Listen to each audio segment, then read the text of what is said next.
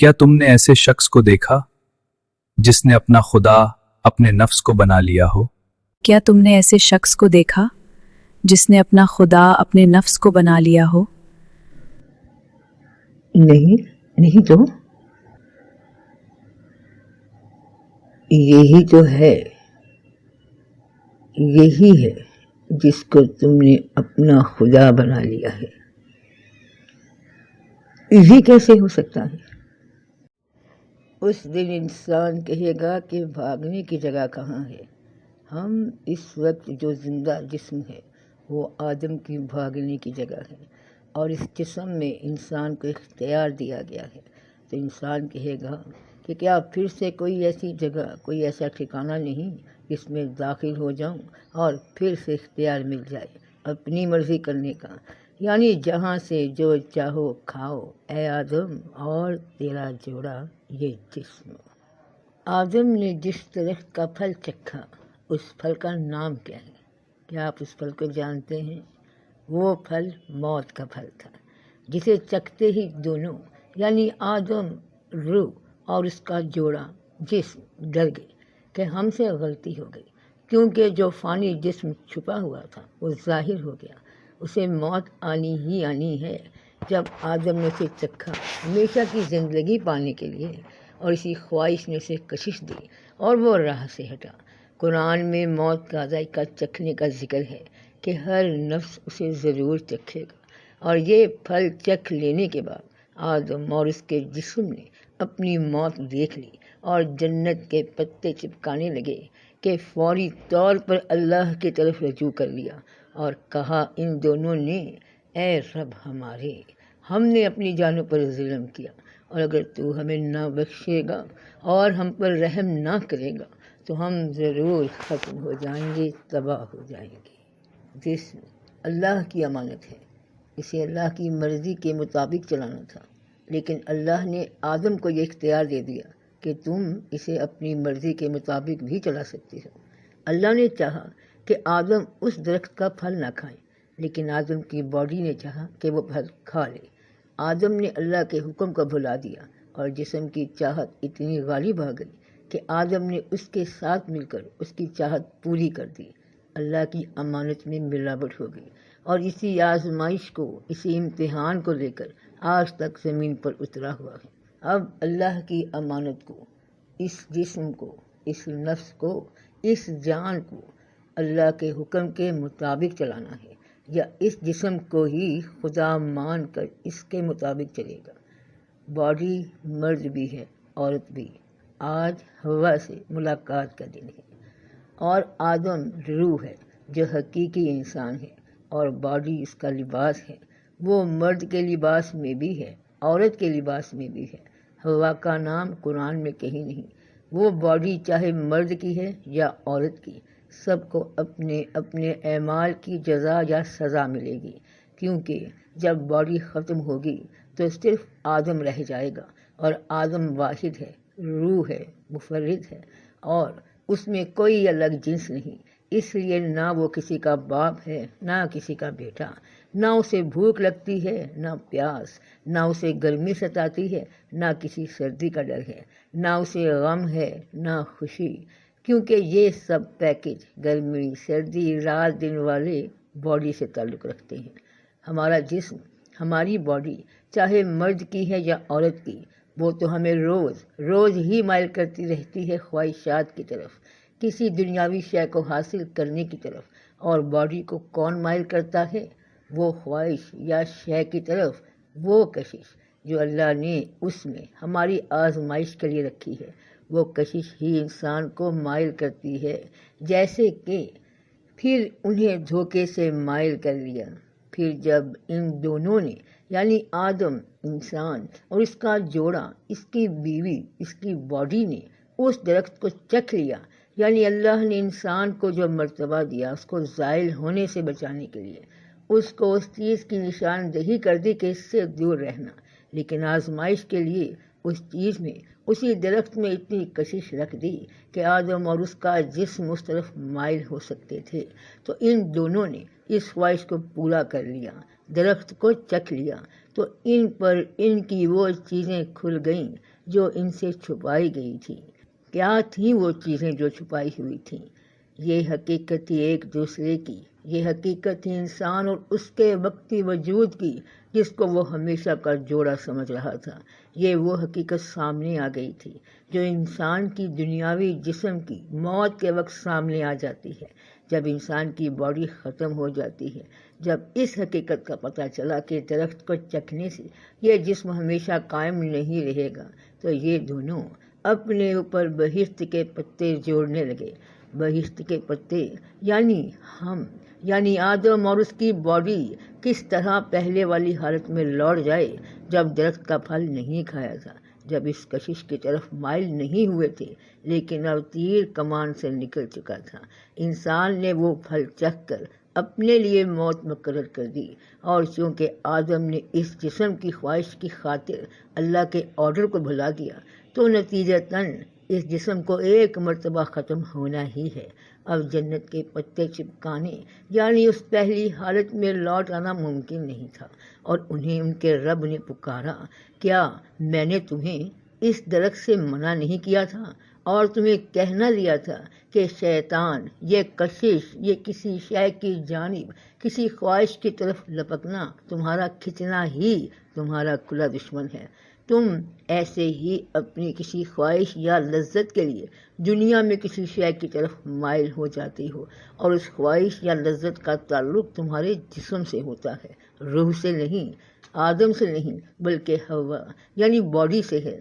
تو پھر اس طرف مائل کرنے والی کشش، وہ شیطان کو اللہ نے فرمایا کہ ان میں سے جسے تو اپنی آواز سنا کر یعنی کسی چیز کی کشش دکھا کر بڑھا کر اس طرف مائل کر کے بہکا سکتا ہے تو بہکا لے، اور ان پر اپنے سوار اور پیادے بھی چڑھا لے۔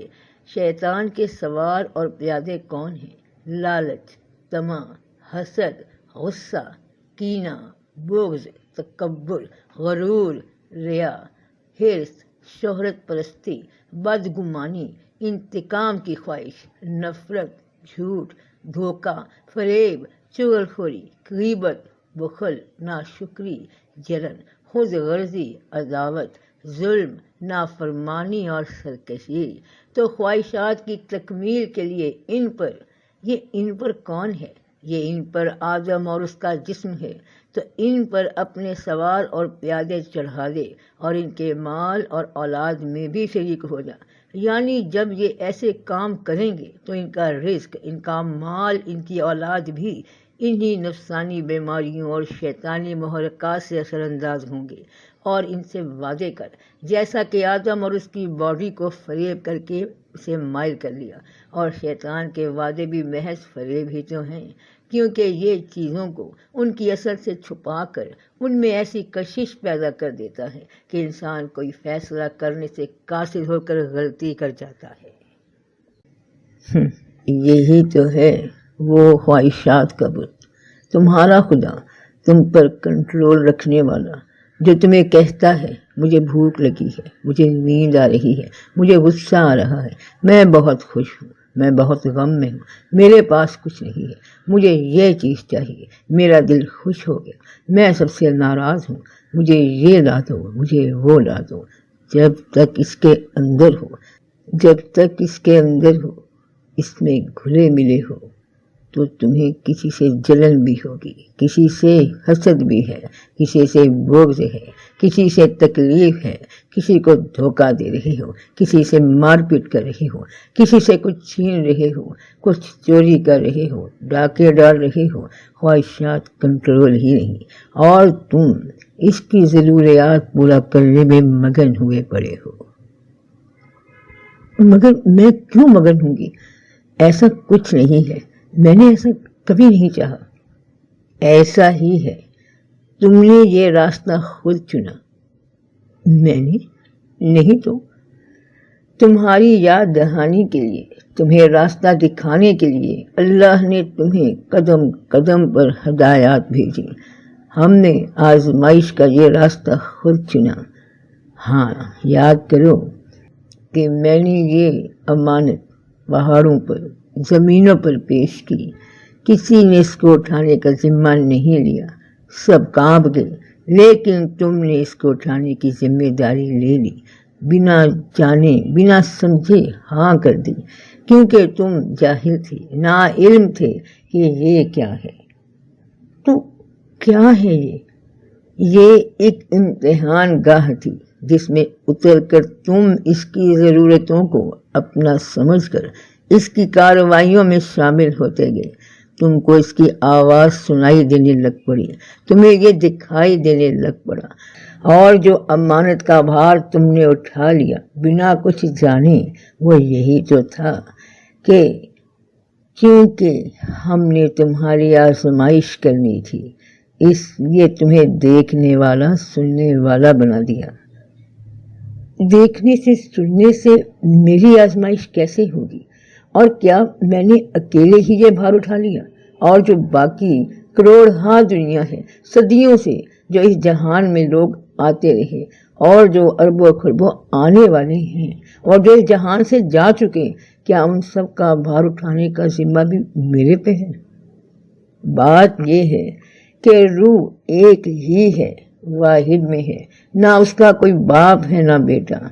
वो जब जिस्म में उतरती है तो उसकी ज़रूरियात, उसकी ख्वाहिशात उभरने लगती हैं, सुनाई देने लगती हैं, दिखाई देने लगती हैं, महसूस होने लगती हैं। जिस्म से बाहर इंसान का हकीकी वजूद एक ही है, जिसने इस सुनने वाली देखने वाली अमानत को उठा लिया। आदम ने इसको हाँ कर दी, ये सोचकर कि मैं इसको कंट्रोल कर लूँगा। अब किसे कंट्रोल करना है? और आदम कौन है जो वाहिद के सीगे में है? आदम हकीकी इंसान है, अल्लाह का अमर है, अल्लाह की रूह से फूंक एक मुफरीद वजूद जो हर ज़रूरत से पाक। अभी इस हालत में ना उसको भूख सताती है, ना प्यास, ना गर्मी, ना सर्दी, ना धूप, ना छाँव, क्योंकि उसके पास ये सब महसूस करने के लिए कोई वजूद ही नहीं, कोई ज़रूरत ही नहीं। वो तो एक स्पिरिट है, एक रूह है जिसका कोई रिश्ता है ही नहीं, ना उसकी कोई माँ है, ना बाप, ना औलाद, वो तो अकेला है। अब आजमाइश का वक्त आ गया और फरमान हुआ कि मैं एक छुपा हुआ खजाना था, मैंने चाहा मैं पहचाना जाऊं, यानी मेरी सिफात, मेरे एट्रीब्यूट्स, सो मैंने खलकत बना दी। पता नहीं ये सब सुनकर मेरे दिल को कुछ हो रहा है, मुझे जैसे कोई भूला हुआ सबक याद आने लगा। याद करो जब तुम्हारे रब ने फरिश्तों से कहा कि मैं ज़मीन पर खलीफा बनाने वाला हूँ आदम को, क्योंकि आदम ने सुनने की, देखने की, अमानत की इस आजमाइश को कबूल कर लिया। और फिर अल्लाह ने आदम के बेटों की पुश्तों में से उनकी सारी नस्लें निकाली और उनसे पूछा कि बताओ क्या मैं तुम्हारा रब नहीं? सब ने कहा क्यों नहीं, बेशक तू ही हमारा रब है। पहले इंसान से क़यामत तक आने वाले आखिरी इंसान तक सब ने इकरार किया कि हाँ तू ही हमारा रब है, कि तूने एक रूह से ये इतने सारे जिस्म, इतने सारे वजूद, इतनी बॉडीज, इंसानी सांचे जिनके पास खड़े होकर रूह इकरार कर रही है कि हाँ इस जिस्म को बनाने वाला तू ही हमारा रब है, तो इस जिस्म में मुझको उतरना है। वो जिस्म तूने ही बनाया है, तू ही रब है। हर इंसान पैदाइशी तौर पर दुनिया में आने से पहले अपने इस जिस्म की कैफियत, इसकी शक्ल और सूरत, इसका नाम अज़ल से पहचानता है, जिसका इकरार ये करके आया है और दुनिया में इसके ज़रिए नमूदार हुआ। अब इसकी आजमाइश है सुनने से और देखने से। कैसे होती है ये आजमाइश? ज़रा गौर कीजिए कि आप रात को सो गए, नींद में, खूब गहरी नींद में उतर गए, और जब इस नींद के गुबार से बाहर आने लगे तो सबसे पहले आंख खुलती है किसी आवाज़ से। फर्ज किया आपको दूर से आवाज़ सुनाई दे रही है, नींद की कैफियत में कि उठो, ज़लज़ला आ गया, आप एकदम झटके से उठ गए। یا آپ کو کوئی جگا رہا ہے اٹھو اسکول جانا ہے، آفس جانا ہے، یہ کام ہے وہ کام ہے، اور کسی ضرورت نے آپ کو اٹھا دیا، یعنی باڈیز کو اٹھا دیا، اس میں آپ موجود ہیں۔ اب اس باڈی کو جو بھی آسان لگے، جو بھی اچھا لگے، جو بھی برا لگے، آپ اس کے ساتھ چلتے جا رہے ہیں، یہ جانتے ہوئے بھی کہ انسان اس دنیا میں کچھ نہیں پاتا، وہ تو بس اس جسم میں آتا ہے اور چلا جاتا ہے۔ یہ کھانے کی ضرورت، پینے کی ضرورت، سن کر، دیکھ کر، محسوس کر کے جو بھی جسم کی ضرورتیں ہیں، ان کو تم نے اپنی سمجھ کر خوب اس باڈی کی خدمت کی۔ یہ دل میں خواہشات پیدا کرتا جاتا ہے، تم اس کو پوری کرنے میں لگے رہتے ہو، اور یہ بھی پتا ہے کہ اس نے ایک دن ختم ہو جانا ہے۔ تم نے کیا پایا؟ کچھ بھی نہیں، سب کچھ تو اس کے لیے کر رہے تھے، یہ ختم تو اب نہ تمہیں بھوک لگے گی، نہ پیاس، نہ کسی سے نفرت، نہ پیار، نہ سیکس کی ضرورت، نہ کسی قسم کی خواہش۔ تو انسان نے یہاں کچھ نہیں پایا، اس نے صرف جسم میں آنا ہے اور جانا ہے، لیکن اس جسم کے ذریعے اس نے اعمال کی شکل میں جو کمایا، اس کا حساب اللہ کو، اپنے سچے مالک کو دینا پڑے گا، اور یہ حساب دینے کے لیے اللہ انسان کو پھر ایک نیا وجود دے گا، اور جو ہمیشہ کے لیے ہوگا، جب تک زمین ہے، آسمان ہے، جنت ہے، دوزخ ہے۔ تو کیا تم نے پہچان لیا کہ تم کس کو اپنا خدا بنائے بیٹھی ہو؟ ان خواہشات کے بت کو، یہ بت جو بے جان ہے، اس میں جان پڑتی ہے میری روح سے، اس کو تحریک ملتی ہے میری روح کی انرجی سے، ورنہ یہ مردہ کا مردہ ہے، زمین سے جو نکلا ہے، زمین میں جس نے جانا ہے۔ آج میں زمین سے نکلی پیداوار کو، اس کے اناج کو، اس کے پھل کو کھا رہی ہوں اس جسم کے ذریعے۔ کل یہ زمین میرے اس جسم کو کھا جائے گی، اپنی تمام دی ہوئی چیزیں واپس لے لے گی، اور جو حقیقی انسان ہے، اور جو حقیقی انسان ہوں، میں اس کو دیکھوں گا کہ وہ جسم جس کی خواہشات، ضروریات کو پورا کرتے میں نے ہر حد پار کر دی، میں لالچ میں آ گیا، حسد میں آ گیا، میں نے اس جسم کی نفسانی خواہشات کو اپنی ضروریات سمجھ لیا۔ اب حقیقت مٹی کی شکل میں سامنے آ گئی، تو کاش میں مٹی ہوتا، میں اس باڈی کو، اس سننے کو، دیکھنے کی امانت کو قبول ہی نہ کرتا۔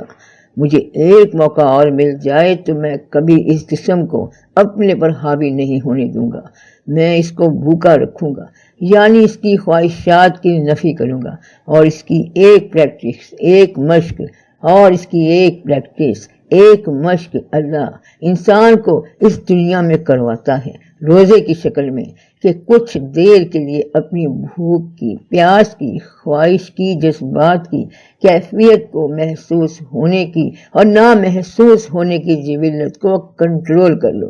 یہ سب ضرورتیں تمہاری نہیں ہیں، یہ اس جسم کی ہیں، اور یہ جسم تمہاری آزمائش ہے۔ اس کو آزمائش ہی سمجھنا، کیونکہ ایک جھٹکے میں یہ بکھر جائے گا، فنا ہو جائے گا، آنکھوں سے پٹی ہٹ جائے گی، اور تو پلٹے گا اپنی اصل کی طرف۔ لیکن اس وقت توبہ، یہ پلٹنا حقیقت کی طرف شاید قابل قبول نہ ہو، لہٰذا اس وقت سے پہلے لوٹ آؤ جب آنکھیں چندھیا جائیں گی، یعنی باڈی دیکھنا بند کر دے گی، سننا بند کر دے گی، اور انسان اپنے جسم کو مٹی میں ملتا، قبر میں اترتا دیکھ رہا ہوگا کہ بلیا گھور پیا کوئی ہور۔ تم تو بس اس سرکے سے باہر نکل آئے، جس کو اپنا مستقل ٹھکانہ سمجھے بیٹھے تھے، وہ تو مٹی میں مل گیا۔ تو اس دن، اس وقت، اس ٹائم سے پہلے توبہ کر لو، اس نفس، اس وجود، اس باڈی کی خواہشات کو کنٹرول کر لو، ورنہ یہ تمہیں اپنا بندہ بنا لے گی، اپنا غلام، اور تم اسے خدا بنا لو گے۔ تو لوٹ آؤ اس وقت سے، کیونکہ قیامت کے دن کی قسم ہے، اور بے شمار ہونے والے شخص کی قسم ہے۔ کیا انسان سمجھتا ہے کہ ہم اس کی ہڈیاں جمع نہ کریں گے؟ ہاں، ہم تو اس پر قادر ہیں کہ اس کی پور پور درست کر دیں۔ بلکہ انسان تو چاہتا ہے کہ آئندہ بھی نافرمانی کرتا رہے، پوچھتا ہے قیامت کا دن کب ہوگا، یعنی اس جسم کی موت کا دن، خاتمے کا دن کب ہوگا،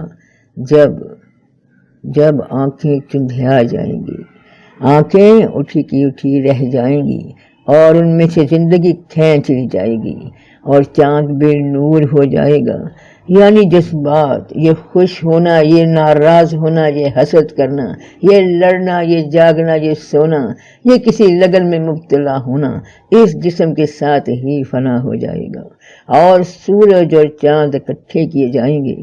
یہ سورج اور چاند جن کی مجال نہیں کہ ایک دوسرے کو جا پکڑیں، یعنی انسان کا دماغ اور اس کے جذبات سب ایک جگہ اس کے سامنے موجود ہوں گے کہ انسان کے تمام کیے ہوئے اعمال سامنے آ جائیں گے۔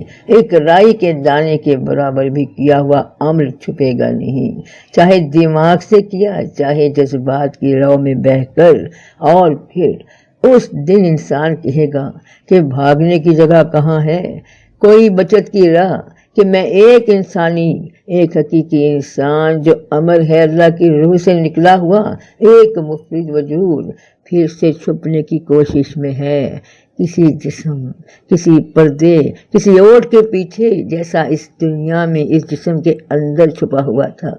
تو لیکن ہرگز نہیں، کہیں پناہ نہیں، اس دن آپ کے رب ہی کی طرف ٹھکانا ہے۔ اب کوئی پردہ درمیان میں کسی بھی وجود کا نہیں آئے گا، آمنا سامنا ہے، اور درمیان میں کوئی درخت نہیں، کوئی یار نہیں۔ اس دن انسان کو بتا دیا جائے گا کہ وہ کیا لایا اور کیا چھوڑ آیا، بلکہ انسان اپنے اوپر خود شاہد ہے کہ اس دنیا میں انسان نہ کچھ کھوتا ہے اور نہ پاتا ہے، وہ تو بس آتا ہے اور جاتا ہے۔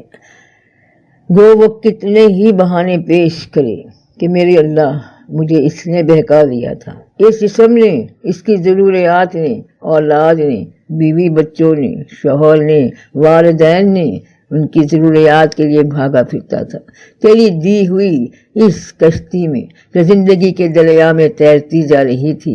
میں تو اس کا مسافر تھا، ہرگز نہیں، بلکہ تم تو دنیا کو چاہتے تھے اور آخرت کو چھوڑتے ہو۔ اے انسان، تیرے لیے افسوس پر افسوس ہے کہ تم نے ایک بے جان وجود کو اپنے پر حاوی کر لیا۔ پھر تیرے لیے افسوس پر افسوس ہے کہ تم اپنی آزمائش میں ناکام ہو گئے، تم نے اپنا آپ بھلا دیا۔ افسوس! کیا انسان یہ سمجھ رہا ہے کہ وہ یوں ہی چھوڑ دیا جائے گا کہ یا اللہ، تو نے مجھے بڑی مشکل دنیا میں بھیج دیا تھا، مجھے ایسے وجود میں اتار دیا ہے جس کو بھوک لگتی ہے، پیاس لگتی ہے، جس کی ضروریات ہیں، جس کی خواہشات ہیں، جس کے بچے ہیں، جس کی مجبوریاں ہیں، مجھے ایسے وجود میں ٹھکانہ دے دیا، ایسے جسم میں جو جکڑا ہوا ہے حدوں میں۔ کیا وہ ٹپکتی منی کی ایک بوند نہ تھا؟